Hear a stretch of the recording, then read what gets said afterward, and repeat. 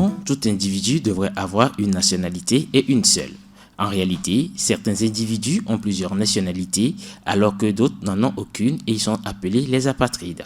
Une situation très peu enviable pour ces personnes se trouvant dans ces cas. Pendant longtemps, l'on ne s'est point soucié d'eux et c'est par le biais du problème des réfugiés que l'on a pris conscience de la question des apatrides. Que savoir sur l'apatridie? Que faire dans cette situation? L'heure du droit sur Radio Dina s'intéresse au problème et pour en parler, nous recevons Balé Lotier, chercheur en droit public, spécialiste de la nationalité et criminalité transnationale. Balé Lotier, bonjour. Bonjour, monsieur. Merci d'avoir accepté notre invitation. Merci pour l'invitation également. Je suis moi, Eli Atipo. Merci de nous faire toujours confiance sur Radio Djena et merci de nous recevoir sur le www.radio.djena.tg et sur notre application mobile Radio Djena téléchargeable sur le Play Store. L'heure du droit commence ainsi.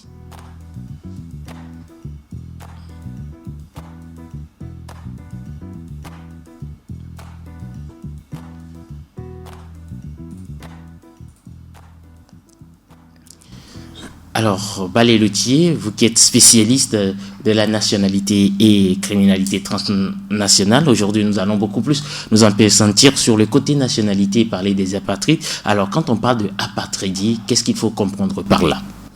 Alors, merci. Je voudrais d'abord sacrifier à mon devoir de reconnaissance pour cette émission que vous animez et invité pour discuter d'un problème, d'un sujet aussi préoccupant et actuel qu'est l'apatridie. Et c'est un sujet très préoccupant sur les droits de l'homme et c'est pour cela que je voudrais vous remercier.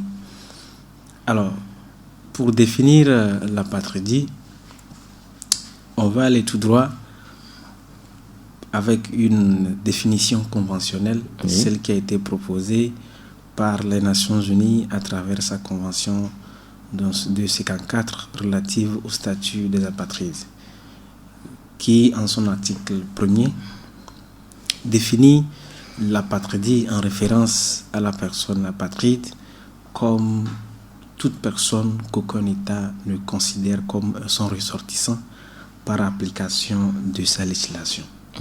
Alors, tel que dit concrètement, qu'est-ce que cela signifie? Voilà. Un ressortissant ou une personne qu'aucun État ne considère comme son ressortissant par application de sa législation. Alors, on retient que un apatride, c'est celui-là qui ne se retrouve pas dans aucun des codes, dans aucune des lois régissant la nationalité, en tout cas des pays envers lesquels il est censé être un citoyen. Un cas concret, oui. Un individu qui aurait des liens avec le Bénin, le Togo, le Burkina et le Ghana, puisque c'est des pays frontaliers, Oui. peut ne pas se retrouver au regard de ces 4 législations. Et cet individu-là peut ne pas se retrouver dans les conditions qui fixent l'acquisition de la nationalité. Comment est-ce que c'est possible? Oui. Parce qu'il serait né quand même des parents. Il serait né sur un territoire. C'est un peu ce qui est paradoxal. Et la situation est en réalité plus compliquée, plus délicate que ce que l'on pense. Voilà. Vous savez, la question de la nationalité est une question de la souveraineté des États. Il n'y a pas un code international qui partage, si vous voulez, en termes plus simples, tous les individus à tous les États de la planète Terre. Et donc, le droit international ne se limite qu'à dire que chaque État a la possibilité, sinon l'exclusivité de la compétence pour déterminer qui peut être son national. Ce qui arrive, c'est que les conditions ne sont pas harmonisées. Donc le Togo aura ses conditions à lui, le Bénin aura ses conditions à lui, le Ghana aura ses conditions à lui. Et donc ce qui arrive, c'est que les conditions fixées par ces pays-là peuvent ne pas prendre en compte toutes les situations juridiques qui permettent à tous les individus d'avoir une nationalité. Je voudrais juste ajouter que cette définition que je viens de donner est souvent qualifiée d'une définition ou une définition qui qualifie les apatrides de droit. C'est à la lumière du droit donc que l'on définit, ou cette définition est donnée. Alors, il faut peut-être faire une différence entre l'apatride de droit et l'apatride de fait. L'apatride de droit, c'est celui dont ceux dont nous venons de parler, ceux-là qui ne peuvent pas avoir une nationalité au regard des conditions, des législations envers lesquelles il peut avoir un lien.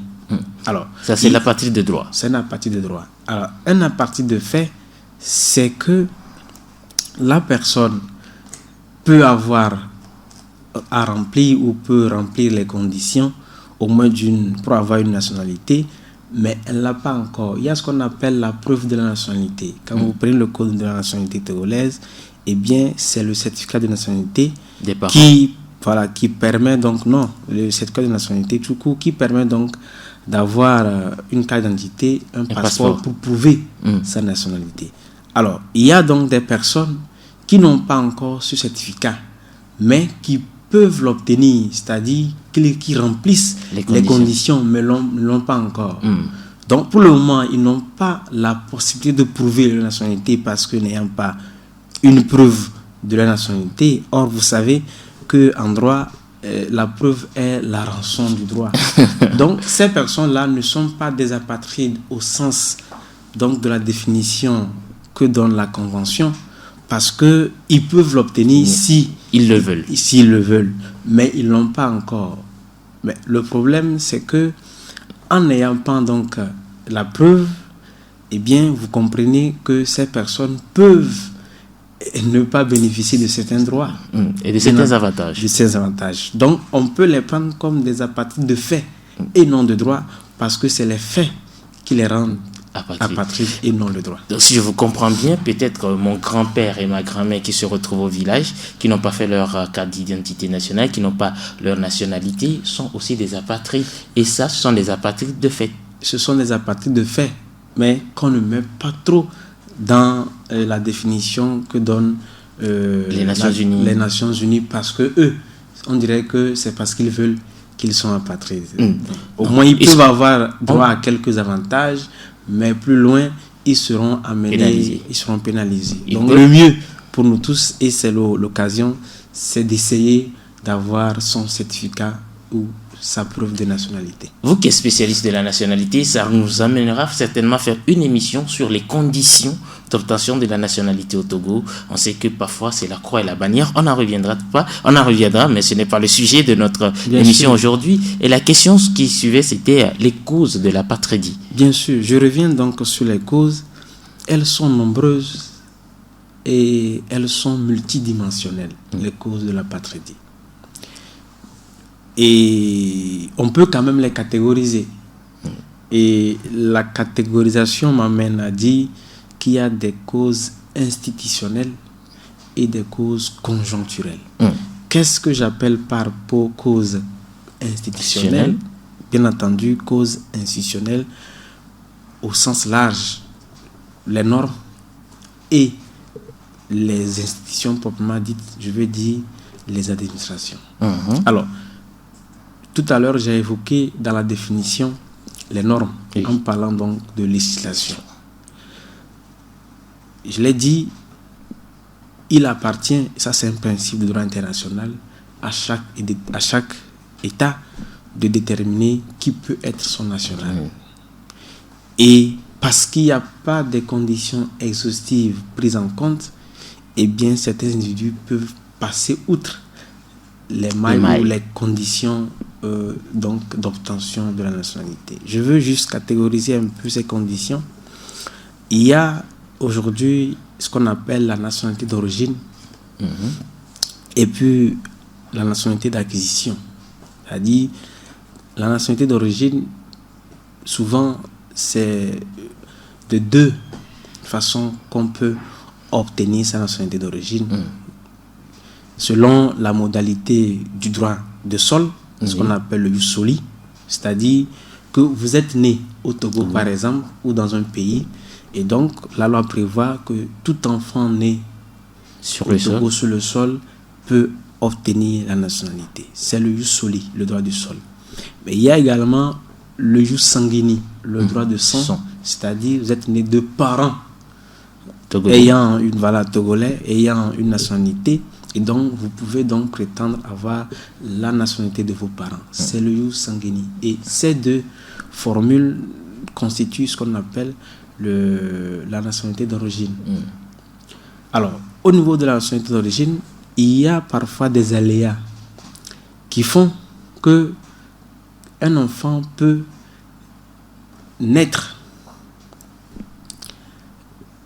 dans des conditions, je ne dirais pas bizarres, qui ne lui permettent pas d'avoir la nationalité au regard de jus soli, mais qui ne lui permettent pas non plus d'avoir la nationalité au regard de jus sanguini. Comment cela s'explique? Oui, et je vais donner juste un cas concret. Voilà. J'ai discuté avec un ami nigérien qui est magistrat, qui m'alertait d'une situation d'un enfant qui aurait des racines togolaises parce que étant né d'une mère togolaise, mais qui s'est retrouvée elle-même en Mauritanie, et la maman serait décédée apparemment, dont l'enfant était très petit, mais qui se retrouve aujourd'hui vers le Niger. Et donc, le mécanisme, c'est quoi? Il n'est pas né au Togo, l'enfant n'est pas né au Togo, et donc ne peut pas bénéficier de la nationalité au regard du jus soli, du droit du sol. Il se retrouve né en Mauritanie, de parents, en tout cas, on suppose que c'est une Togolaise, mais qui n'a pas pu établir une nationalité à l'enfant, où il n'y a même pas d'acte de naissance, aucune pièce, qui elle-même est décédée actuellement, et l'enfant se retrouve aujourd'hui au Niger. L'enfant est né en Mauritanie, mais aucune pièce ne justifie réellement qu'il soit né là. Or, je vous ai dit que chaque État est libre de déterminer les conditions d'acquisition de la nationalité. Eh bien, la Mauritanie n'a pas vocation à considérer cet enfant comme mauritanien si les conditions ne permettent pas. Et l'enfant se retrouve aujourd'hui au Niger, où il n'est pas né, ni de parents nigériens. Et donc, en discussion avec ces magistrats, j'ai compris que c'était compliqué d'avoir la nationalité. Bien entendu, il y a d'autres formalités ou d'autres possibilités, ce qu'on appelle les enfants trouvés, mais ça aussi, c'est bien encadré. Donc, vous voyez, c'était juste pour illustrer la possibilité que certains enfants puissent se retrouver en dehors des conditions de tous les pays envers lesquels il peut avoir droit à une nationalité. Ça, c'est juste un exemple en tout cas, que je donne. Sur Radio Djena, où nous défendons les droits de l'enfant, c'est souvent le cas de voir les enfants migrants le long du corridor, peut-être Abidjan, Lagos, Lomé, se retrouver dans ces cas. C'est très fréquent. Vous avez compris. Et je parlais des causes institutionnelles, les normes, les conditions donc fixées par les codes peuvent ne pas permettre à tous les individus d'avoir la nationalité. Il y a également des discriminations dans ces normes-là. Je prends un exemple. Et très souvent, on a toujours relégué la femme ou la nationalité de la femme en arrière-plan. Au Togo, par exemple, en tout cas par rapport au code qui est en vigueur, code 118, l'homme qui se marie à une femme togolaise ne peut pas avoir la nationalité togolaise. Mais la femme qui se marie à un Togolais peut avoir la nationalité togolaise. Si entre-temps, cet homme n'a pas une nationalité ou a perdu sa nationalité d'origine et ne peut pas acquérir donc du coup la nationalité de sa conjointe, il se retrouve dans une situation d'apatridie. Vous voyez. Donc, et là, s'ils ont des enfants, les enfants peuvent bénéficier de la nationalité de leur mère? Oui, au moins au Togo, et on dit, et ça aussi, je crois que c'est l'une des réformes, on priorise la nationalité de l'homme. On dit, le code dit, est togolais l'enfant né d'un père togolais, ou est togolais l'enfant né d'une mère togolaise, si la nationalité de son père n'est pas connue ou s'il est apatride. Vous voyez qu'il y a là une condition. Heureusement. On sauve l'enfant. Heureusement quand même que dans la pratique, je crois que ces conditions n'est pas tout à fait appliquées. Donc, quand ta mère a la nationalité, s'il y a une nationalité de référence de la mère, elle peut servir justement à établir la nationalité de l'enfant. Et ça, c'est les discriminations. On va pas aller dans les détails. Je vais tomber sur les causes conjoncturelles. Vous avez évoqué tout de suite les questions de migration, oui. Les questions de la criminalité transnationale aujourd'hui. La zone ouest africaine est une zone de migration par excellence. Et vous avez vu que les codes de nationalité des pays ouest africains datent. Et à l'époque, il n'y avait pas assez de mouvements migratoires entre ces pays. En tout cas, c'était moins. Il y en a, mais c'était quand même moins. Mais aujourd'hui, il y a beaucoup de mouvements migratoires et les causes sont là, les guerres, etc. Et vous avez vu donc qu'il y a beaucoup de réfugiés ivoiriens qui viennent ici au Togo. Et donc, dans ce mouvement-là, eh bien, il y a beaucoup de chance ou de malchance, si vous voulez, que les gens n'aient pas leur acte de naissance, n'aient pas de pièce d'identité, que ces gens-là même n'aient pas de nationalité avant de quitter, alors même qu'on ne leur offre pas la loi togolaise ou la loi de résidence, bien entendu, ne leur offre pas une possibilité d'avoir une nationalité là où ils sont, dans le pays de résidence. Donc ces gens-là ne sont pas des Ivoiriens, si on prend juste le cas des Ivoiriens, s'ils n'ont pas donc la preuve qu'ils sont des Ivoiriens, et ils n'ont pas non plus la preuve, ils n'ont pas encore la nationalité togolaise, ils se retrouvent dans une situation d'apatridie. Donc ça, c'est des mouvements migratoires qui sont d'abord une cause conjoncturelle, mais il y a également d'autres causes conjoncturelles que je peux citer, les cas de succession d'État. Oui. Qu'est-ce qu'on appelle succession d'État?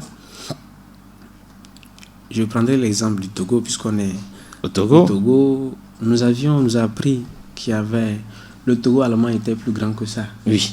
Voilà. Et entre-temps, après donc, les indépendances, ou avant même l'indépendance... La Première Guerre mondiale. Eh bien, il y a eu donc les colonies, la France et l'Angleterre... Ils sont partagés, le Togo. Donc, il y a une partie du Togo qui se retrouve aujourd'hui dans le Ghana.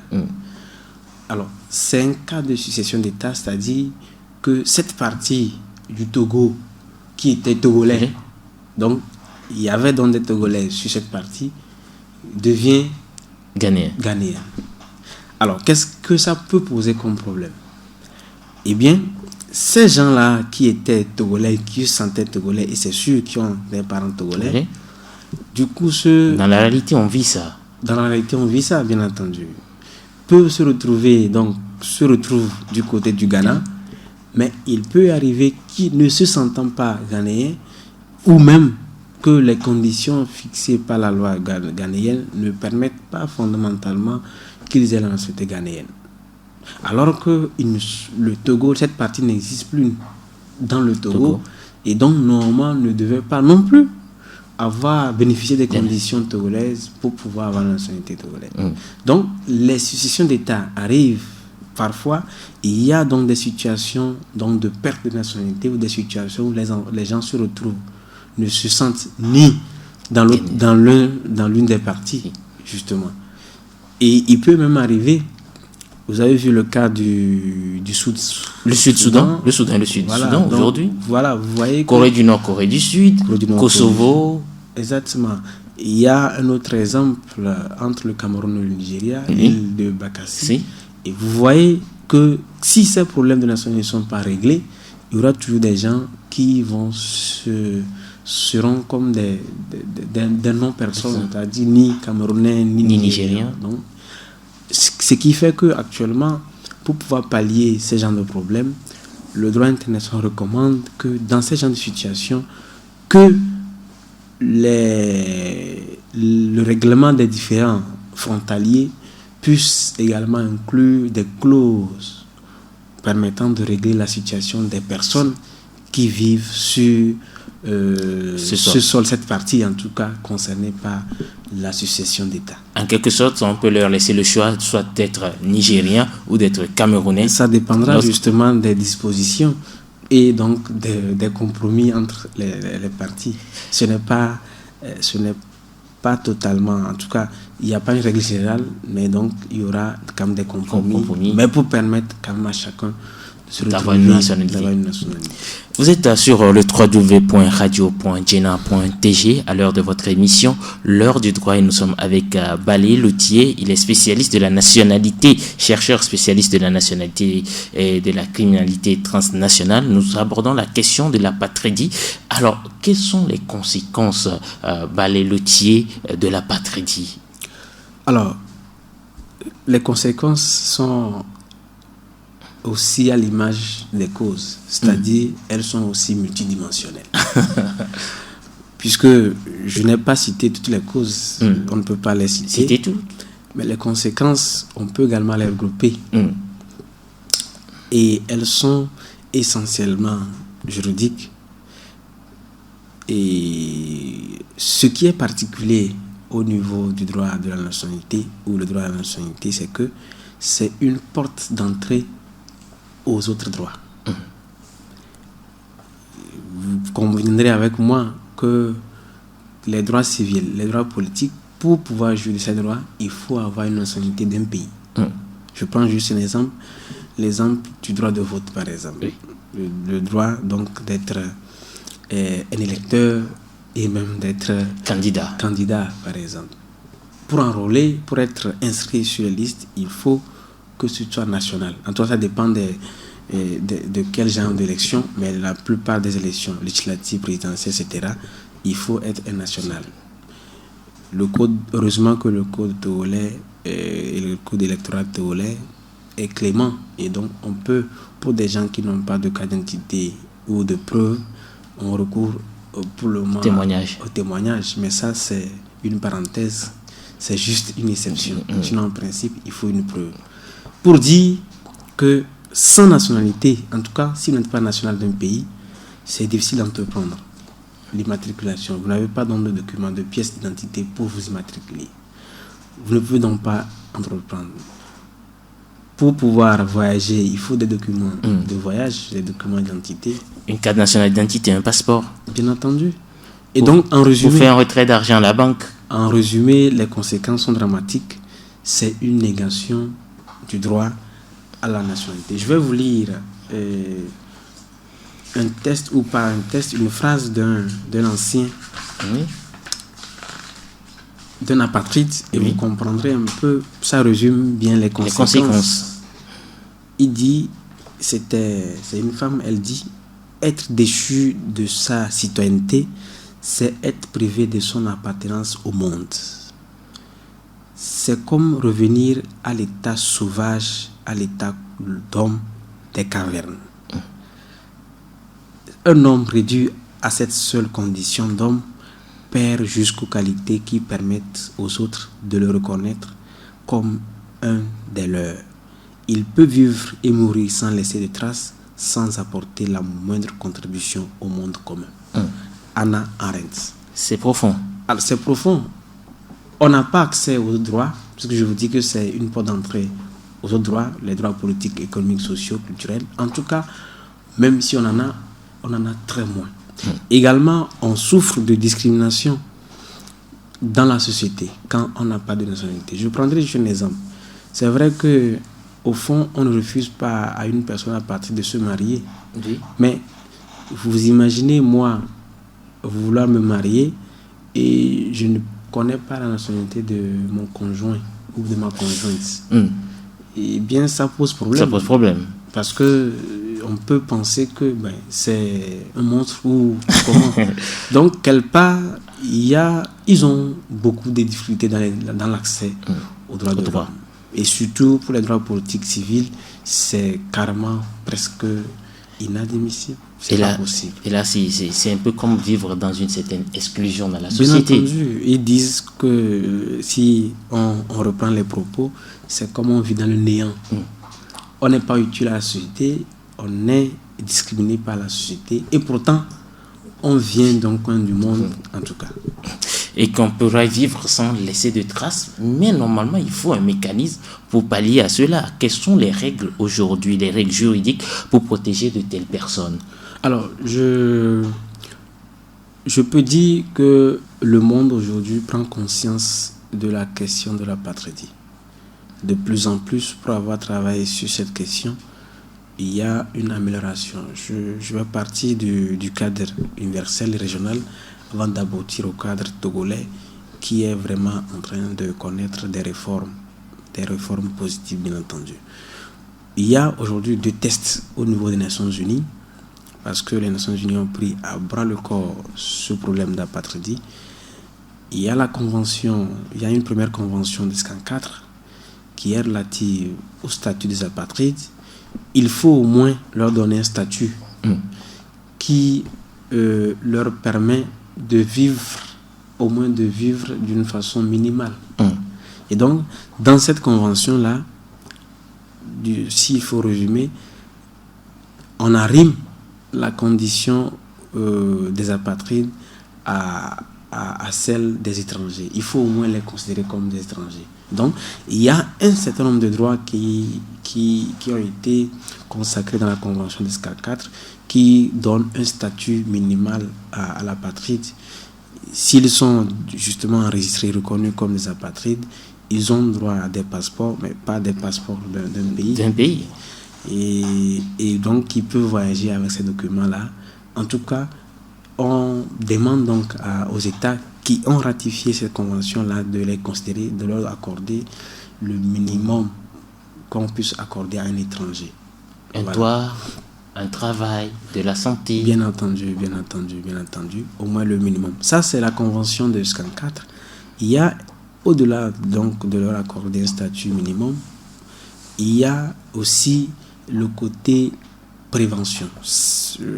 La convention que je viens de citer, vous comprendrez donc que c'est ça, la convention a vocation de protéger les apatrides. Mais il y a au-delà le côté prévention. Et c'est pour cela qu'il y a eu une autre convention en 61, la convention sur la réduction des cas d'apatridie, toujours dans le cadre des Nations Unies, qui a prévu un certain nombre de dispositions pour donc inciter les États à réduire, à favoriser l'obtention de la nationalité par ces personnes-là qui peuvent se retrouver dans une situation d'apatridie. D'abord, donc, on encourage les États à réformer leur code de nationalité et donc à rendre un peu plus souple l'acquisition de la nationalité. Parce qu'il y a des États qui l'ont fait volontairement, mais en ce moment-là, le problème ne se posait pas. Mais aujourd'hui, avec donc, comme je l'ai dit, les mouvements migratoires et plusieurs autres causes, on s'est rendu compte que le problème de l'apatridie s'est vraiment généralisé dans le monde. Et c'est même pour cela que les Nations Unies ont pris à bras le corps ce problème. Donc, ces 2 conventions sont des conventions universelles. Mais vous savez, le droit international n'oblige pas. L'État est libre donc de ratifier, d'être partie à la convention ou non. Heureusement, pour notre cas, puisque nous parlons du Togo, que des efforts sont en train de faire. Récemment, en décembre, la convention de 61 a été, donc la loi d'adhésion a été votée à l'Assemblée. Celle de 54 également, en 2012, le processus a été enclenché. Nous sommes un peu sur la bonne voie. Donc, disons quand même que pour le moment, on se lie déjà peu à peu aux 2 conventions. Et autre bonne nouvelle, je reviens un peu au Togo, c'est donc que le code togolais en temps avait déjà commencé par subir des réformes pour pouvoir l'adapter. Donc, vous verrez que d'ici peu, il y a quand même une volonté donc, des autorités à enlever de ce code-là les situations de discrimination, les situations de difficulté d'accès à la nationalité. Et donc je crois que au moins sur ce plan, on peut espérer. Il y a un présage. Il y a un présage, on peut espérer. Mais au niveau de la CEDEAO, oui, puisque les Nations Unies ont cité les régions à également encourager l'adhésion aux conventions et à adopter également plusieurs actions. Il y a des actions qui ont été menées par les HR et ces actions-là ont pour finalité donc d'amener les États à adopter des plans d'action en faveur donc de l'éradication de l'apatridie. Donc il y a eu une déclaration au niveau de Abidjan où les chefs d'État ont accepté donc de recommander, ou j'allais dire plutôt de favoriser donc l'adoption donc des actions concrètes au niveau national pour permettre que la question de l'apatridie soit vraiment prise en compte, sensibiliser, protéger les apatrides et permettre également que ces apatrides-là, une fois identifiés, puissent, avec des procédures un peu plus clémentes, puissent obtenir la nationalité. Donc nous avons au niveau du Togo, le Togo a une commission nationale de lutte contre l'apatridie. Donc c'est une commission interministérielle. Donc voilà encore une volonté des autorités togolaises qui est accompagnée, cette commission, par le HR du Togo. Il y a eu plusieurs campagnes qui ont été justement menées donc avec cette commission et le HR qui est donc leur partenaire pour pouvoir vraiment amener, pour pouvoir aller vers donc l'aboutissement heureux pour éliminer l'apatridie. En tout cas, pour pouvoir prendre le problème de l'apatridie à bras le corps au Togo. Voilà. Les efforts restent à faire, bien entendu, mais pour avoir donc mené des recherches et pour avoir été un peu plus proche donc de ces institutions-là, je sais qu'un effort est en train d'être fait pour pouvoir vraiment aider le Togo, aider les apatrides, en tout cas, à avoir la nationalité togolaise, si possible. Ça sera une très belle chose quand même. Vous avez cité l'Organisation des Nations Unies, vous avez parlé de la CEDEAO, vous avez touché un tout petit peu la CR. Quels sont aujourd'hui les autres organismes internationaux qui traitent des cas des apatrides? Alors, principalement au niveau des Nations Unies, le mandat de protéger ou les apatrides, ou le mandat même d'éradiquer l'apatridie est confié au HCR. Parce que le Haut Commissariat des Nations Unies aux réfugiés. Parce que c'est un problème qui est un peu proche de la question des réfugiés. Nous avions aujourd'hui tout de suite évoqué la question des migrants qui est justement traitée par le HCR et par l'OIM. Donc, il y a quand même une synergie d'action, principalement c'est le HCR, mais l'OIM, l'ONU d'ici, qui s'occupe également du trafic illicite des migrants et également s'intéresse à cette question. Il y a une synergie d'action entre ces organismes-là. Principalement, le mandat est confié au HCR qui travaille avec ces différentes institutions pour pouvoir venir à bout de la question de l'apatridie. D'accord. Voilà. Alors aujourd'hui, tout le monde doit avoir peut-être un rôle principalement à jouer pour éviter peut-être l'apatridie. Alors qui peut jouer un rôle dans l'élimination de l'apatridie concrètement? C'est tout le monde. C'est tout le monde, je le dis. Et de quelle manière? En matière de défense des droits de l'homme, il faut impliquer tout le monde. Je crois que les Saintes Écritures le disent, et c'est l'ignorance qui tue. Mon peuple périt pour faute de connaissances. Bien entendu. Donc, en réalité, il y a même des gens, j'ai évoqué toute la question des apatrides de fait, même s'ils ne sont pas de vrais apatrides. Ça peut amener, c'est des risques d'apatridie. À la longue, ces personnes-là qui engendrent des enfants et qui n'ont pas de référence mettent en difficulté les enfants qu'ils mettent au monde. Et donc, en tout cas, j'ai connu un cas typique comme ça. La fille est née d'une mère togolaise et d'un père guinéen. Mais elle est née au Bénin, mais elle n'a pas pu prouver à ce jour la nationalité de son père ni la nationalité de sa mère. Bien entendu. Ça a été très difficile, malgré qu'on a voulu faire des tractations avec comme le certificat d'origine. Ça a été très compliqué quand même pour avoir sa nationalité. C'est toujours compliqué. Et puis, vous voyez un peu la réticence des États aujourd'hui, qui peut être justifiée un peu. Nous sommes aujourd'hui dans une période de terrorisme. Et ce qui fait que, vous voyez ce qui est arrivé en France, avec les affaires Benalla et bien entendu, avec les attentats qui sont arrivés, et la réaction du président François Hollande, c'est de proposer un test qui va de déchéance, parce qu'on suppose qu'un vrai citoyen ne peut pas commettre des actes terroristes envers son État. Et donc, ce qui fait qu'aujourd'hui, les États qui ont, c'est vrai, la volonté d'englober tout le monde, ils sont réticents, ils ne veulent pas favoriser non plus des gens qui ont des intentions malveillantes. Et parce que s'ils ont la nationalité, c'est facile donc de s'installer. Et après 10 ans, 15 ans, quand ils seront bien installés, ils peuvent passer à l'action. Donc, c'est en fait une question très sensible. Mais qu'est-ce qu'il faut faire? Puisque c'est la question que vous posez. J'ai dit c'est tout le monde. Oui. Tout le monde, mais c'est vrai que prioritairement, les autorités ont le monopole de l'action pour éradiquer ou en tout cas pour venir au bout de la question de l'apatridie. Aujourd'hui, il y a une commission qui est là.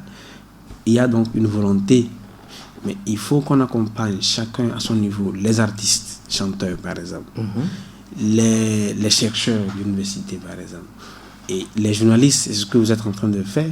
On ne vous a pas demandé de le faire. Okay. Mais je crois donc que c'est quand même une partition que chacun doit jouer, chacun doit apporter sa pierre donc à l'éradication. Sensibilisation, identification, protection, prévention.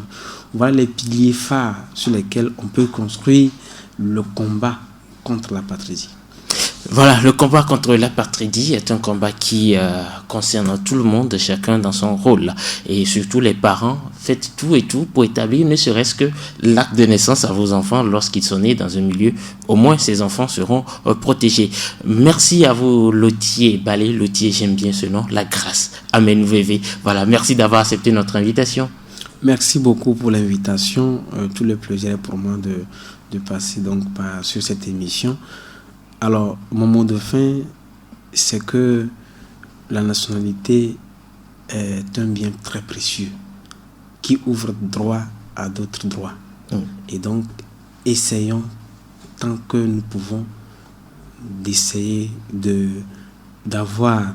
nous battre pour pouvoir jouir de ce droit qui est très précieux. Merci.